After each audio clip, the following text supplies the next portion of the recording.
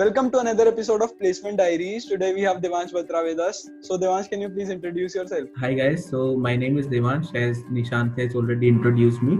So I am a senior in year undergraduate at NSIT. Recently I was a Google Summer of Code student with OpenCV this summer, and I was also a software engineering intern at Sprinklr.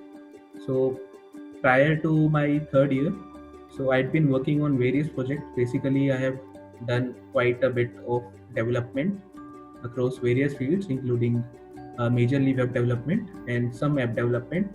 And I've also been involved with some research labs working on various projects in Triple IT Delhi. Recently, I'm working with the Nanyang Technological University's NTU Speech Lab, Singapore.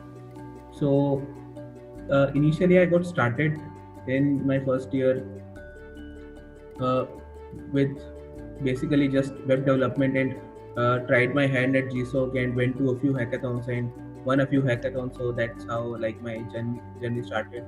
I'm also the managing editor at Alliance and the president at Aries Robotics with Nishant. Both of us share both the PORs. Badhiya. So Devansh, can you please tell us your college journey from first year? Okay, so my journey from the first year to current.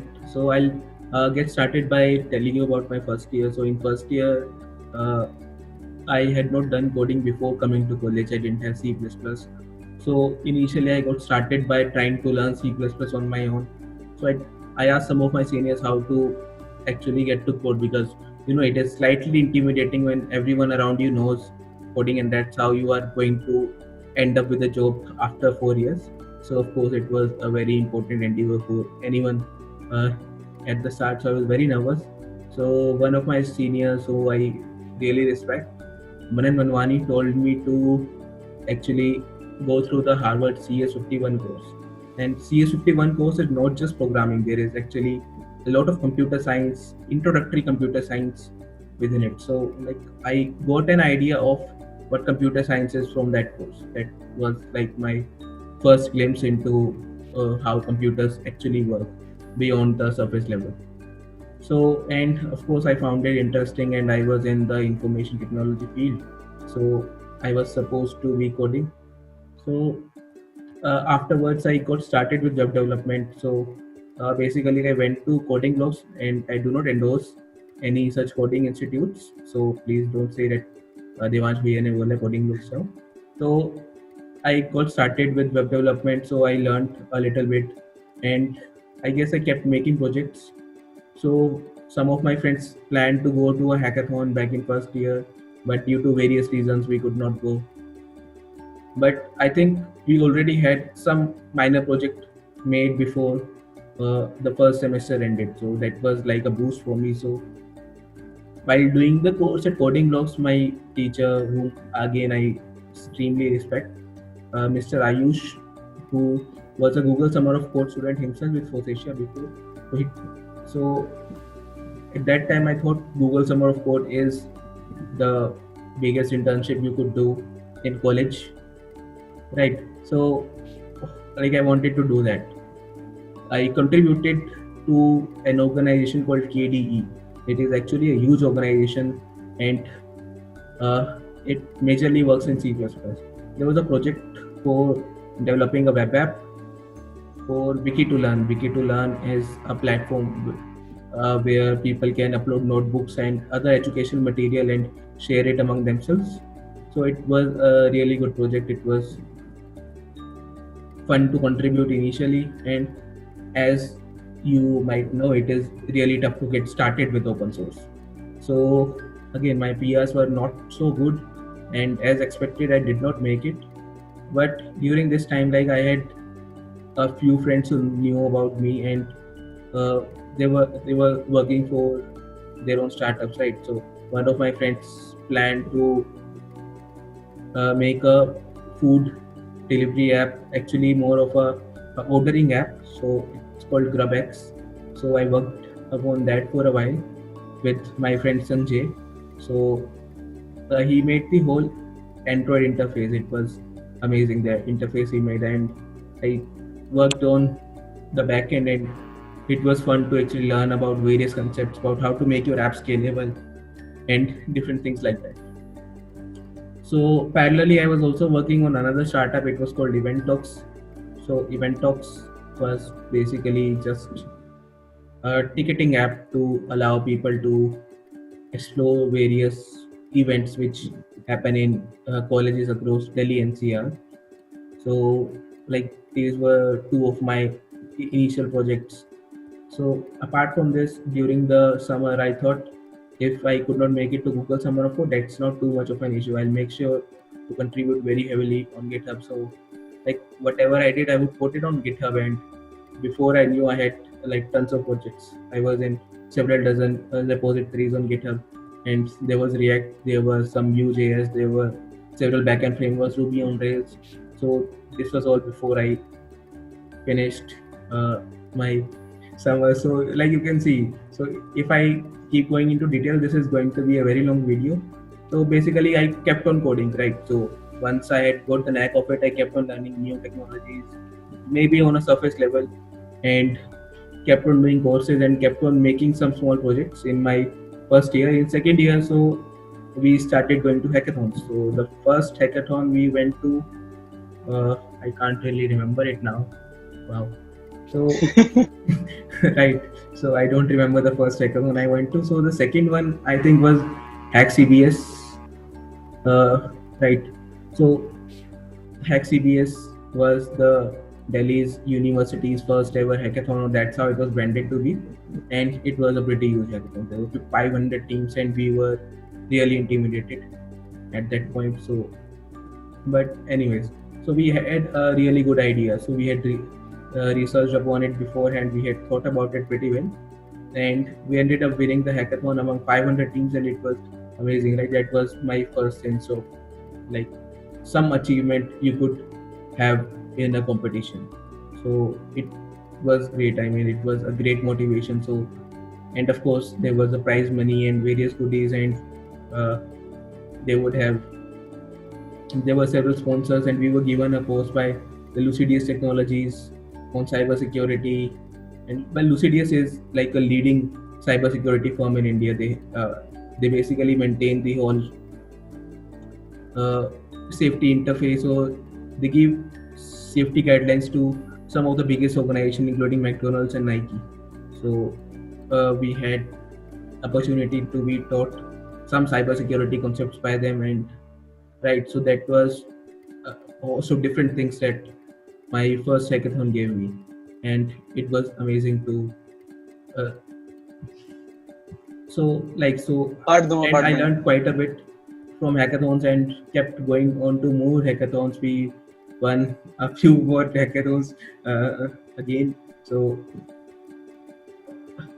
right, so we won the hackathon at VVP, and then we went to some DTU hackathons, and we did something crazy this time. So basically there were two hackathons happening at the same time, and we registered in both of them, and eventually got in the top 10 of both of them, and were asked to present at the same time, but we could not present, so we were disqualified from both the hackathons. So that was quite a journey, but in the end we were given an honorary mention. So like it was a crazy time, right? We were doing a lot of things, and again I still had a dream in me to actually crack GSOC Week, because it seemed to be some kind of prestigious thing, right? So again I applied to two projects. One of them was under Mozilla, the other one was under Haskell. So, and at this point I already had enough experience in software engineering to make most of the pull requests. So I was somewhat confident I would make it. I had made over 15 pull requests in the Mozilla project, and about 3 or 4 major pull requests in the Haskell project. And two of my mentors told me that if it is up to us, we will definitely accept you, and that is more of a green light, because in the end it is up to them if they get a slot. But they did not get a slot, so I again could not make it in my second year, and that was definitely some kind of it took me a while to recover from that, because it takes time to get the GSOC result. It takes several months from contribution to actually getting the result. So it is a big deal. I had started contributing in December, but got the result in May, and everything pointed to me getting through. But again, for the second year in a row, that didn't work out that way.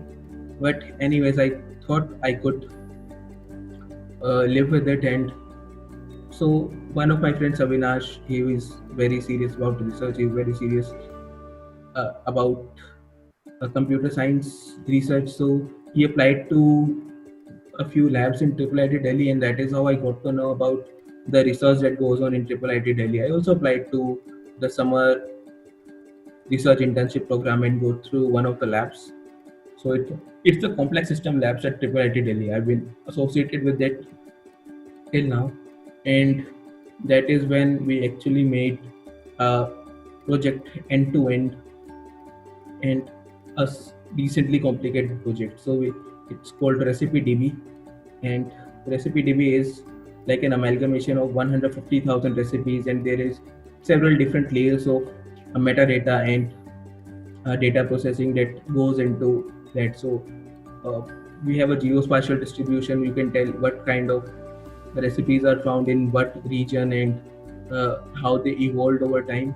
So that is what we had been studying. So I also worked on a side project which is basically based on Recipe DB's data, and it was to actually calculate the nutrition values for each and every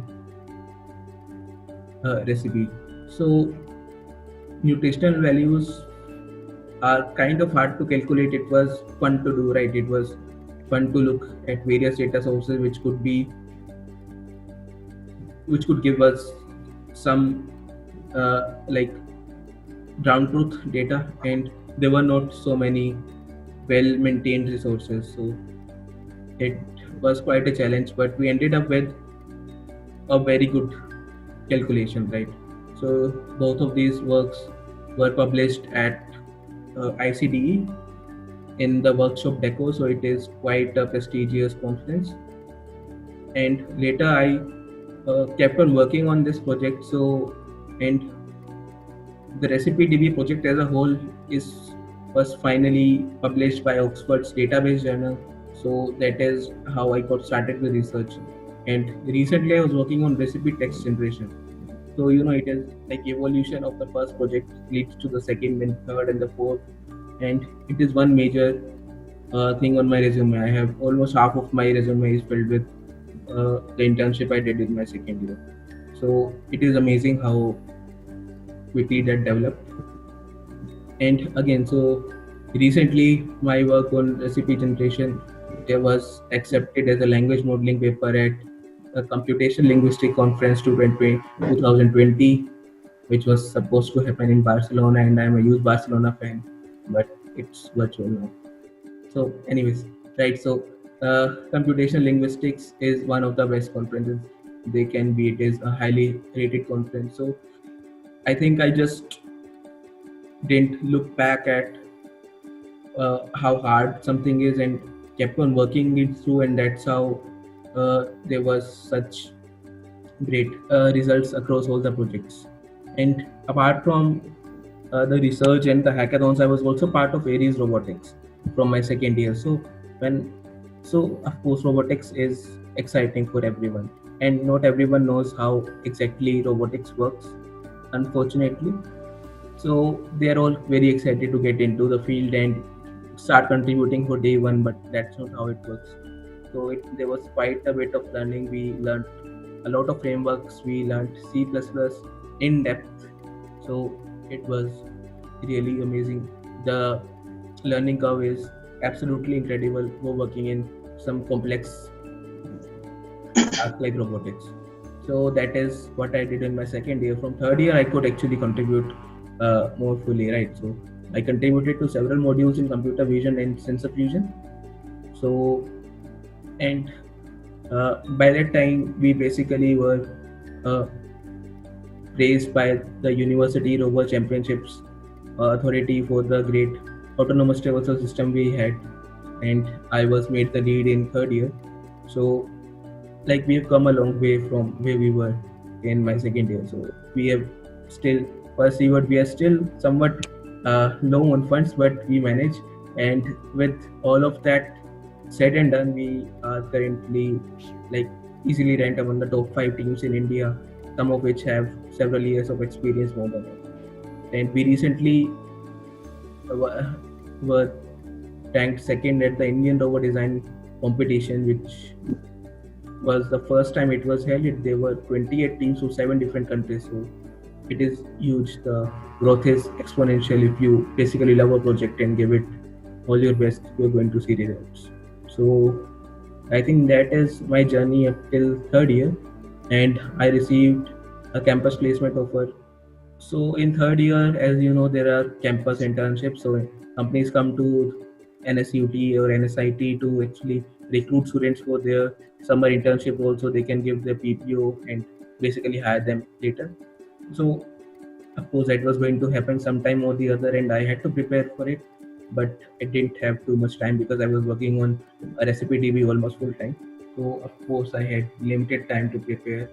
So whatever, I did my best. I mean, I, there was a time when I was sleeping less than 4 hours on average, and this went on for several weeks. But I so the first company I visited campus was Tower Research, and again, so people who are part of the information technology branch are not allowed to sit in Tower Research along with the other branches. Only CO is allowed. So the first company which I sat for was Sprinkler, and of course I had no expectation. Like I was just going in and planned to give my best, and I didn't even think there was a chance I could crack it. But the questions came, and like they were doable. They were slightly tricky, but I had seen many of those concepts before. I had done some competitive programming at a definitely at a lower level than my peers, but I had solved a lot of hard questions.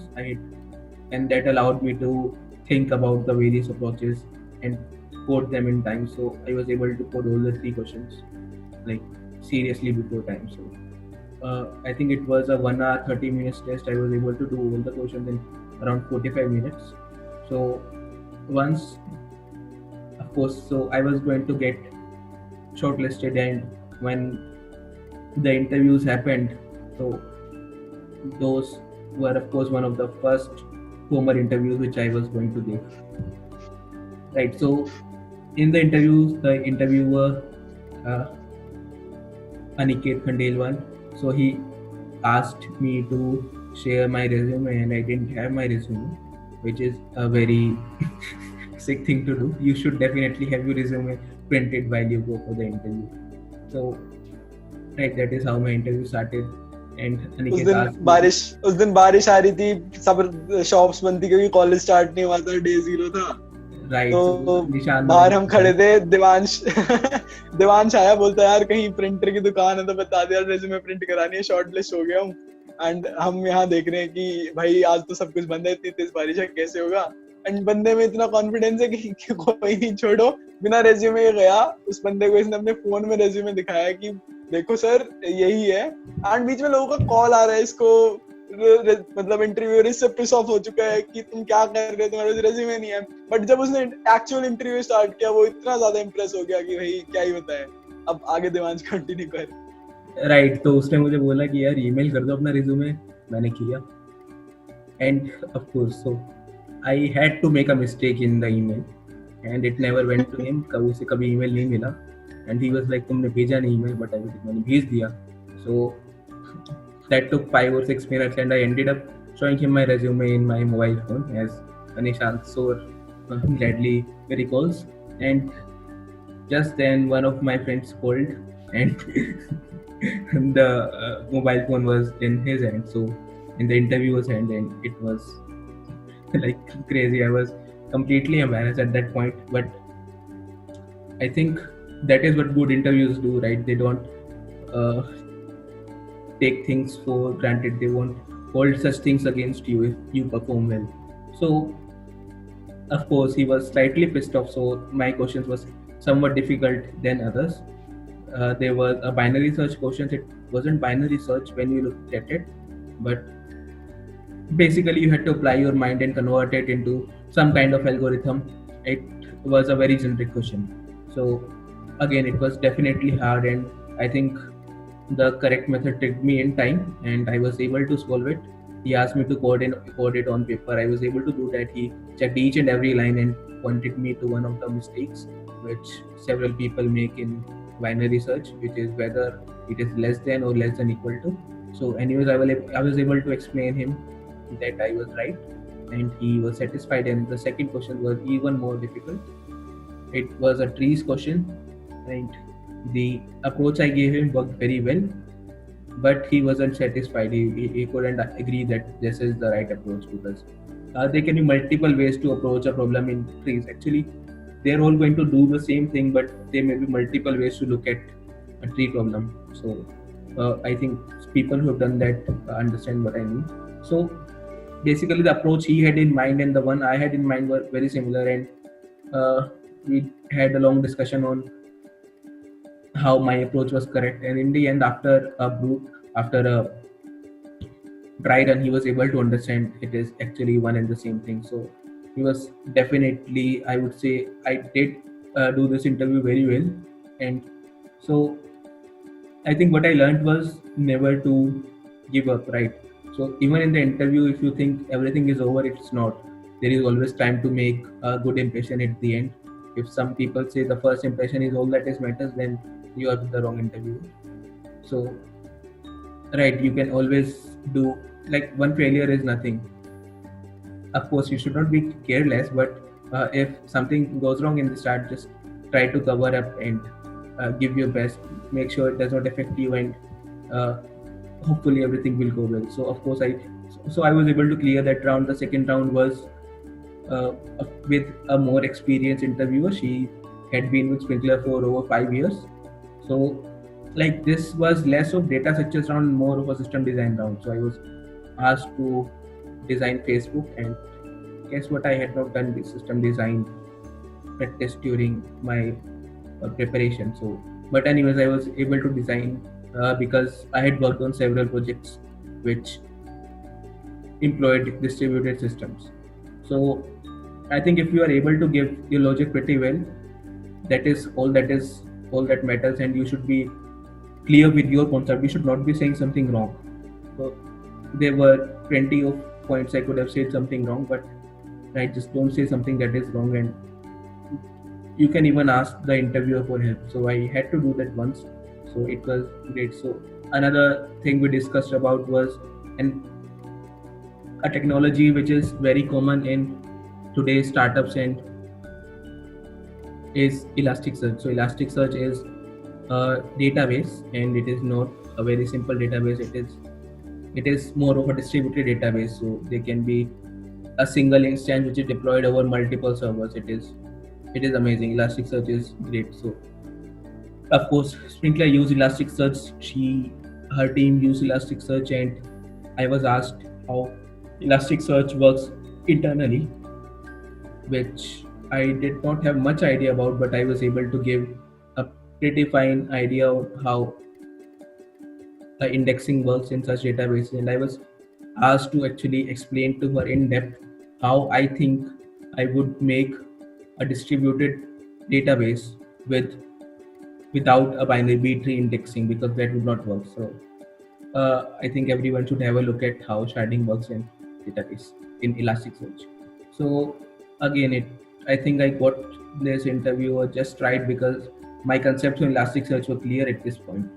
Otherwise, of course, they could have been, I may not have been able to go through. So anyways, the HR round was pretty chill. I was asked really like the questions were decent. They were trying to guess your compatibility with the organization. Of course, it is harder to work in a startup than a bigger company, so they make it a point to just hire the right candidate. So right, the trick is to be yourself. That's how to pass each and every HR interview.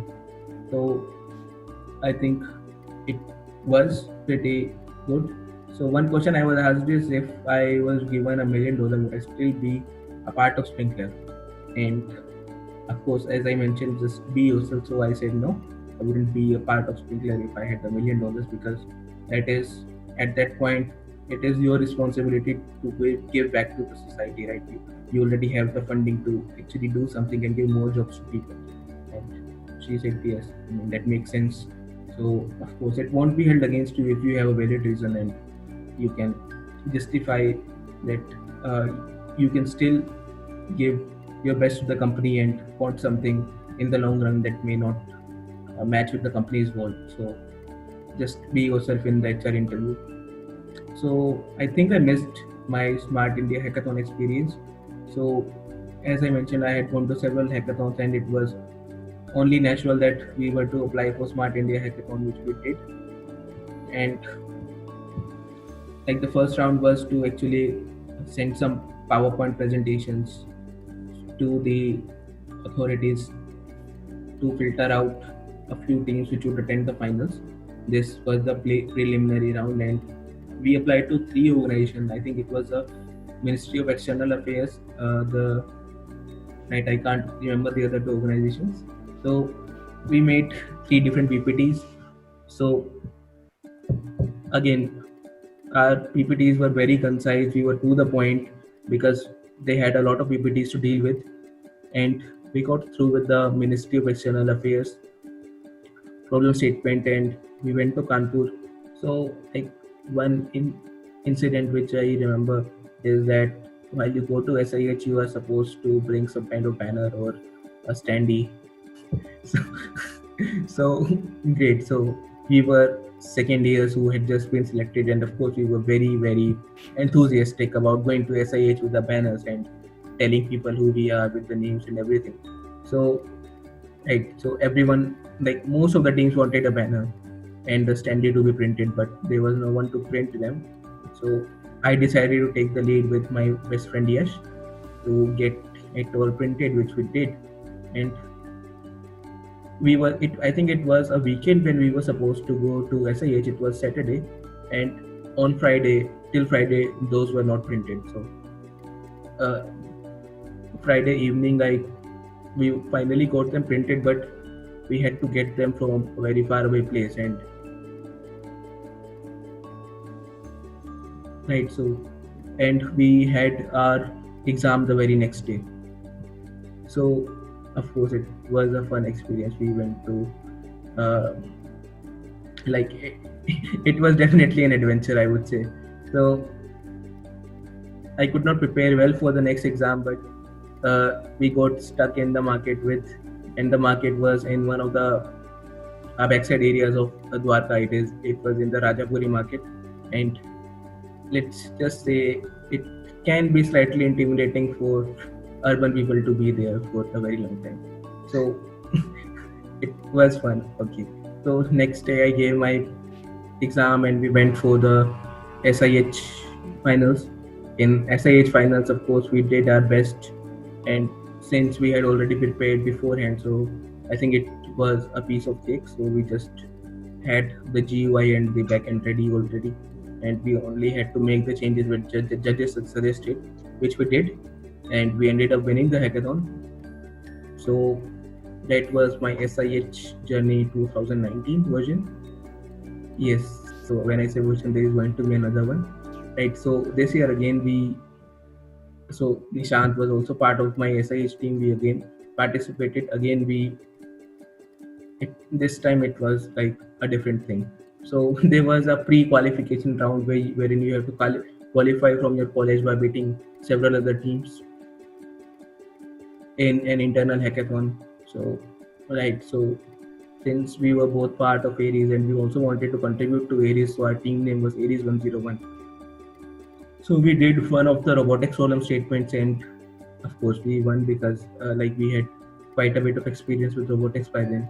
So after the pre-qualification round, again we were asked to give presentations, and we this time changed the presentation because we felt it would be better to participate in problem statement which had a less number of participating teams to increase our chances and increase the chances of getting funding for Aries. So that's what we did, and I'm glad we did that. So again, we created the PPT and got selected for a problem statement with BEML Limited. and everything was held virtual. But for a very long time, we didn't have an idea when it was going to be held. So we kept on seeing the SIH website every day. So right, finally, it, it was held, and again we did the same thing we did last year. We had most of the project prepared beforehand, and we only made the changes.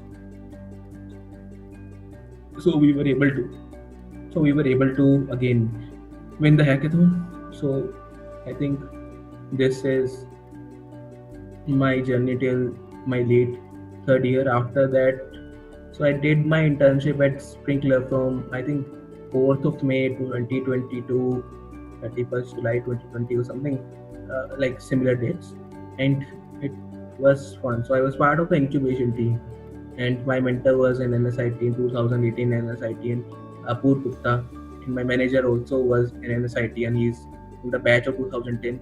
Abhay Bansal, he is the senior vice president at Sprinkler. So I would say I did learn quite a few things. So the first thing I was asked was to read a Java book, a book on Java. I said, sure, I'll do that, because you're getting paid quite a bit for reading a book, so you're going to read the book, right? So I asked my friend, what is the easiest book to read to learn Java? So he told me about the book which is taught in NSUT. So Java, the complete reference, I read that, and I told my mentor, yes, it's done.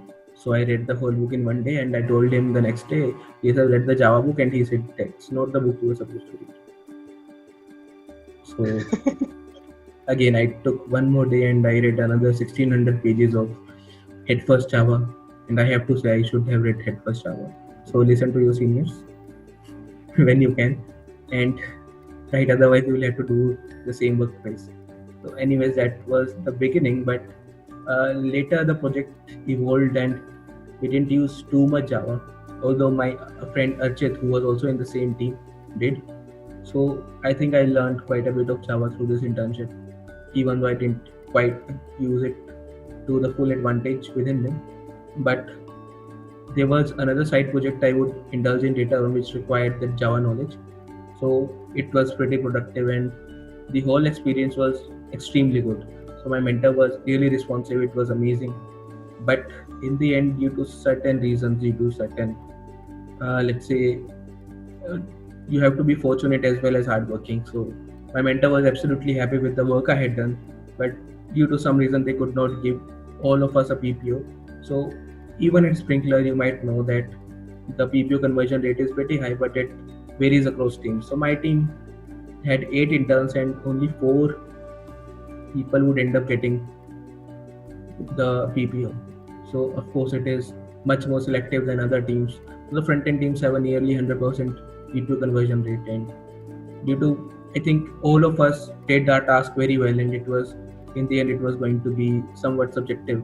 So I was asked to give a DSLGO interview, and as you can see from my journey, I didn't pay much heed to DSLGO interview after my second year summer. So of course I found it, and there went my chance of a PPO at Sprinkler. So another learning is always keep your DSLGO skills high if you want to continue as a software engineer. Otherwise, you will have to face some problem someday or the other. So that is one of the biggest learning in my life I have ever been taught. Right. So after that, right. So parallelly to this program, I was also part of Google Summer of Code. So right. So I've already told how much Google Summer of Code meant to me, and I am a stubborn person. Anyone who knows me knows I am a stubborn person. If there is something which I have my heart onto, I'm going to do that. So again, this time I had to do the Google Summer of Code. This time I had to do it at a major organization, right? Using you with a more difficult kind of project, which actually appealed to me. So I chose OpenCV. There were multiple projects in OpenCV which I could have seen. So initially I contributed to OpenCV because it is highly valued in the field of open source, in the field of computer vision and robotics. So So there was a text detection algorithm which Microsoft took out back in 2011, and there was a feature request when somebody wanted it added to OpenCV.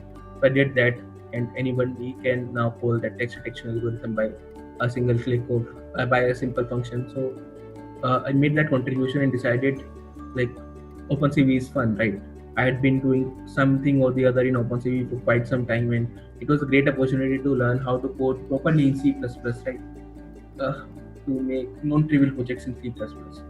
So that's why I chose OpenCV as my organization. And there were two projects. One of them involved SLAM. SLAM is a very advanced algorithm in computer vision for simultaneous localization mapping.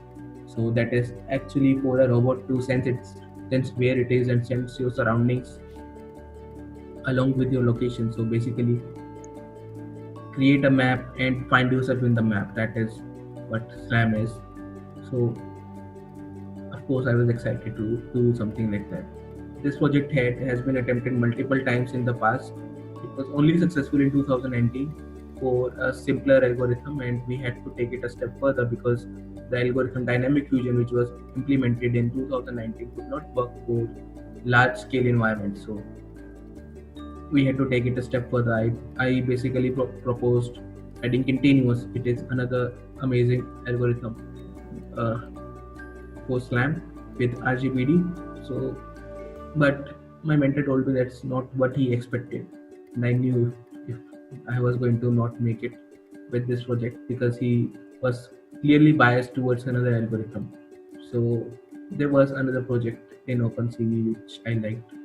It was on point clouds model fitting. It is another hard project, but I thought I could do it. So I learned quite a bit in the last 2 days of the GSOC application when I learned from end-to-end how point clouds segmentation works with the PCL library, and I basically wrote a proposal on how to bring that to OpenCV.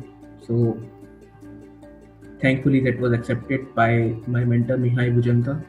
He is a PhD student at University of Manchester.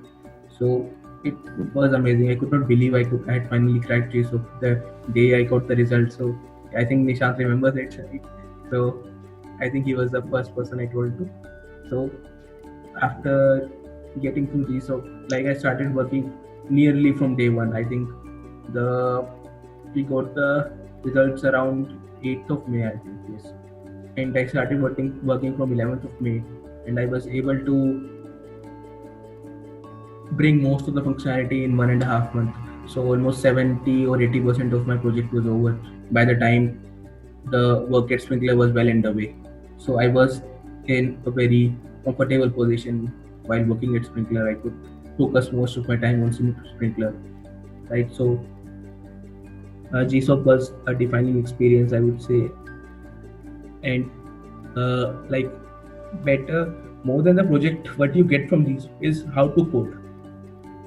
Since I had been doing open source contributions basically to get into GSOC for 3 years now, I think I know very well how to contribute to like more complex projects now. So that is what open source teaches you. And whether or not you do GSOC, it's up to you. It is not a big deal I made it to be. It's definitely not that. But it is a great way to learn how to actually contribute to real world projects. And of course, there are a lot of other similar programs. There is the season of KDE. There is the Mozilla Winter of Security. More recently, there was a Linux kernel mentorship program, and almost all of these have similar stipend as GSOC. So there is also Tweak.io fellowship. Posesia has a code hit program. It is more of a competition than an open source contribution program, but of course you can take part in that as well. And they have quite a few prizes. So I think our senior Manish Devgan landed the second position at Codehit. So right, so there are several open source programs. I think everyone should contribute to open source at some point in their life. It is one of the best ways to make your profile stand out, because you have actually contributed to a program which a lot of people use, and they can see what kind of contribution you had made. And you can give a link of the GitHub profile in your resume, and a lot of recruiters, I don't know about India, but definitely a lot of international recruiters go through it. I keep getting mails to potentially interview thanks to my contribution. So I think you should do that. Right. So Good. open source, right? So I think we dealt with open source, we dealt with my internship experience at Sprinkler. So that I can tell you about my research internship or the project internship I'm doing with the Nanyang Technological University's NTU Speech Lab at the moment. So basically, I was looking for some kind of research internship back in my sixth semester. Back in my sixth semester, because I felt I could, because I had taken most of my electives earlier, and I had an option of taking 0 electives in my sixth semester, so that seventh semester, so that gave me a lot of time to actually work on some research side by side. So I applied to various places. I applied to Georgia Tech, I could not get through, and I applied to the NTU India Connect program, I again could not get through. But finally, when I applied unofficially to the NTU Speech Lab, I was given a chance to interview, and I think the interview went great, and I was given an opportunity. And there was a stipulation that I had to be in Singapore during the seventh semester, which I thought that could be possible. So, and later it was cancelled, and finally, after a lot of trials and errors, we were able to have it virtually with the acceptance of NTU's university. So that is how I got my internship at NTU. I currently work on inverse text normalization. So basically, when you speak and some kind of automatic speech recognition system or whatever speech recognition is applied to get some words. Now you would see those words are basically, when I say 2, 3, 1, 4, 7, so you use it TWO 1 ONE THREE. So those are digits, and maybe you want them to be in the digit format and not in the spoken word format. And sometimes there are such things within addresses as well. So that is what I'm trying to do. Basically, a very a, a very efficient way to like inverse normalize the text to write it in the correct way to identify what kind of transformation should be made and make them. So that is what my project is. I think it is a great project. So Apple, there are very few, like when you work on such projects, you will notice there are very few open source implementations available, because like these are the kinds of projects which put companies like Apple, companies like Microsoft, companies like Google apart from the free software. So they are not necessarily ready to like give away their data, their algorithms to you. So at this point, you have to think about yourself, and this is where real innovation can be done today. Like that is what I think. There were several patents. There was one by Nokia. There was one by Microsoft. There was another one by, like, I can't remember the other patent, but there were a couple of papers by Apple and Microsoft, but they did not reveal the data, because like the data was either through Siri or through let's say the Bing search engine. So they would not give away that data and allow anyone in the world to develop better solutions for inverse normalization than them. So again, it's amazing about how much you have to work hard to get data which they have for free. So we ended up generating the data ourselves, because it's better to be independent, right? So it's fun, right? So basically, when you see such projects which are maybe very small thing for you, but it may have taken several months of effort for the developer, I think that is when you start to respect the developer who is actually building it, right? So that is about my NTU internship. I hope I have not forgotten something. Right? I think we can move on now. So, at which all companies have you interviewed? Right. In my second year, I applied to Google Mountain View, and my resume got shortlisted. I was asked for a test, but I was not called for an interview. And later, I gave my interview only for the research labs in second year. So I don't think that is more data structures related. I think that is more of the kind of work you are interested in and how much you know about, let's say, deep learning, if you use deep learning in your project, or computer vision, if you use them in a project. So I think I'll move on from here. So, like, I'm not exactly able to tell you all the companies in detail, but like I have interviewed at a couple of companies in FANG, and I've also interviewed at Ubisoft, and I've also interviewed at Sprinkler, and I interviewed at a couple of other startups. So, right, so I I will say that perhaps the best interview which I have ever given uh, is going to be at one of uh, one of the startups. So it is actually Spoonshot. So you can look into it. But anyways, due to various reasons, uh, they focus less on data structure and more about your analytical thinking skills, and they will be given some kind of some very simple problem which you have to come up with a solution for, and it's going to be generic. It's not going to be like data structure-y. And it was fun to like talk with the CTO who took my interview before the whole thing. So apart from this, I also interviewed at Sprinkler, right? So I've already told you about my interview at Sprinkler. So, and the couple of companies of FANG which I've interviewed, one of them was through on-campus placement. So due to colleges policies, I'm not able to tell you about those details. But what I can tell you is, I think FANG is overrated, right? A lot of startups do uh, nearly as good work as FANG and are actually innovating in their field much more faster and much more efficiently than you can at the bigger companies. So I think at an early stage, if you're not able to get into FANG because of the hundreds of millions of applications, it's still okay. You can look at the other startups, but uh, when you interview at FANG, you can see that the interviewer is definitely much more experienced. They know what they want, what they are looking for. You're not going to get any random questions. You're going to get some fixed question which are testing some very specific thing for you. And uh, I think you should look at the previous experiences of the people who interviewed at the company which you are going for, and you will see there is a pattern. And if you can see that pattern and prepare all the topics which are right and not go into the useless topics, I'm sure you will clear the interviews.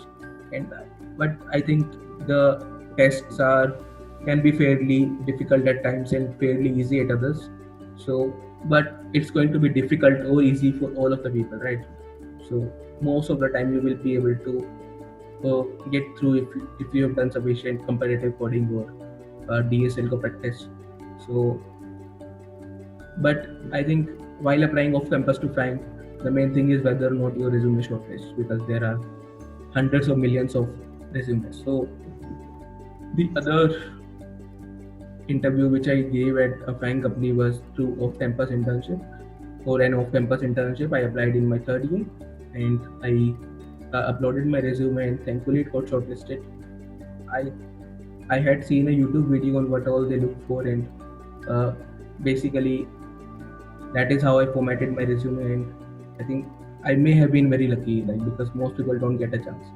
But unfortunately, I think I applied for a role in the United States, and they may not be able to like sponsor every visa to United States. So while I was given a chance to interview and everything went right, I was still not able to get the job, unfortunately. So, but that's okay. I had Sprinkler with me, and when you have a backup, you can keep applying to different places where you love to. Maybe just give your best and not be afraid of the consequences, right? So it is always good to have a backup, since I always had a backup, so I was not too worried. So I think interview experience is extremely dependent on the interviewers. If you interview at startups, but it is seriously streamlined if you interview at the bigger companies. And I think it is much more difficult to prepare for startups than for any kind of bigger company. अब मैं तेरे से दो और question पूछूंगा. एक तो ये how to get started with open source. ठीक है। थोड़ा बता दियो कैसे, ठीक है। और एक पूछूंगा, क्या सोच रहा था मैं, आंसर कुछ सोच तो रहा था। चल ये वाला बता दे, जब तक मैं कुछ और सोच रहा था, मेरे को याद आएगा तो मैं दूसरा पूछूंगा, ठीक है। So how did you start with open source? Like how should one start contributing to open source? Can you please tell us?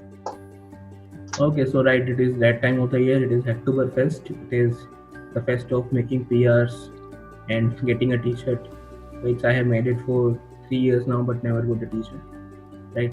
So I think everyone should contribute to open source, and since this festive season encourages you to contribute to open source, it is definitely a time when a lot of the repository owners are looking for more collaborators. They are listing down the various things you could fix in their repository and maybe make the software better for different people, or maybe you can just make some kind of documentation fix or just remove a bug. And if you can't add a feature request now, so there will be different kinds of possible pull requests to be made. So if you see, there are issues which are marked as good first issue in different repositories. So good first issues are definitely simpler, and I think that is what everyone has to do. Everyone does when they start with any repository. Even if I today start with a new repository, I'm probably going to look at a new first issue and get maybe understand a little bit of how the project is structured and how the different modules compile and how they are interrelated to start making contribution. It is easier to do so with a good first issue, with a simpler issue where you don't have to shift a lot of code here and there, refactor the whole thing, or maybe add a new feature which depends upon a lot of modules. So always look for a good first feature, which is what I would say. Because and there are times when for the bigger repositories there are no good first issue.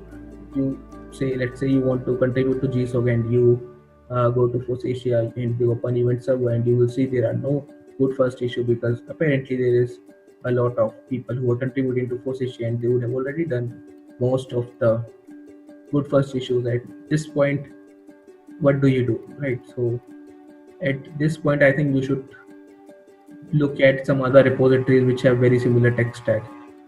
If you are already familiar with the tech stack, I'm sure you can go ahead with a more difficult pull request, but at least before going for a more difficult pull request, you should be aware with the tech stack. If that uses Django, just look for a Django project and make a pull request, or maybe just make your own project, and that will help you to basically understand the whole project which you want to contribute to. So if you say this, making a good first issue pull request, or actually just learning the technology, is more of a first step, and it allows you to understand the structure of the project. Understanding the structure of the project is definitely very important. So that is what good first issue is. Once you are done with this, I think you can start taking up more difficult features and you can start implementing them. And one thing which I definitely love in an IDE is the global search thing. So global search is an amazing feature. So like this tip was given to me by one of my seniors, Shikhar Agnihotri, whom Nishant has recently interviewed. So he taught me to basically how to wisely global search something, because once you understand the structure of the project, you can tell where some kind of code is likely to be found. Maybe you're looking for some front end code which does something with a form which is taken, maybe it authenticates it, and maybe it first tells whether it is valid or not. It is going to be in the controllers folder, and you can then just Control Shift F for global search and find validate, and you will be able to find the required function much easily. So because nobody is expected to know the full code inside out. I don't think even all the maintainers know their full code inside out. So this is how I think you can make the pull request. And of course, once you will see, it is easier to make a pull request than to actually get it merged. So my use amount of pull request has still not been merged. It has been quite some time now. So basically, there are certain guidelines which each and every repository has in store for you, right? They want you to follow a coding style. They want you to follow certain. They want you to write tests in multiple ways. There may be integration tests, there may be unit tests, there may be several different types of performance tests. So like OpenCV focuses a lot on performance tests. If your performance is not good enough, if it takes 30 seconds to like run your algorithm over one image, they are not going to consider your pull request, right? So again, there are certain standards which are followed across open source repositories at the and they keep getting more and more stringent as you go up the ladder, as you go into more sophisticated or like the bigger projects. So you will have to follow them, and that is why people say open source is difficult. It is not difficult because you have to just write a line of code and make a pull request. It is the easiest thing to do. So right, so basically I would say don't be afraid. Just pick up a repository, no matter how hard it is. If you have any experience with the tech stack, I'm sure you can get started to contributing in less than 5 to 7 days, right? So in second year, I wanted to contribute to HasTorch. HasTorch actually in third year research, but it is basically they are writing PyTorch in Haskell. So they are basically binding the libtorch library in Haskell, and of course it is quite mathematically involved, and Haskell is not an easy language. Like I used to think I know Haskell inside out, but that's not right. Because I was able to contribute to Code World, which is also written in Haskell, but when you look at primitives and types, and when you see how this actually goes on in a different repository which has different standards, it is extremely challenging. It can be extremely challenging. So you need to have good knowledge of what you are doing. Of course, choose some repository. If it is too difficult, you may come back to it later, but just don't give up. That is what I would say. You have like failed a lot up before getting success, right? So how exactly you handled all those rejections? Like what you did for that? Right. So failures, right?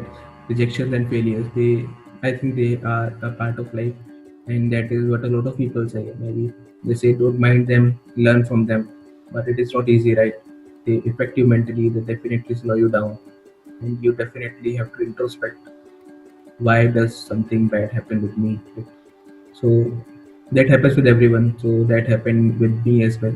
It has happened to me countless times now. So I have been rejected by multiple labs. I have been rejected by multiple interviewers. I have been rejected by GSOC multiple times in multiple projects. I have been rejected by GSOC in actually 3 projects over 2 years.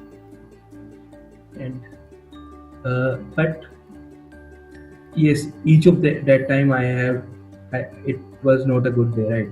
So no matter what the people say, that you will be able to recover from a rejection, and you will be able to give your 100% the very next day. That is not how things work out.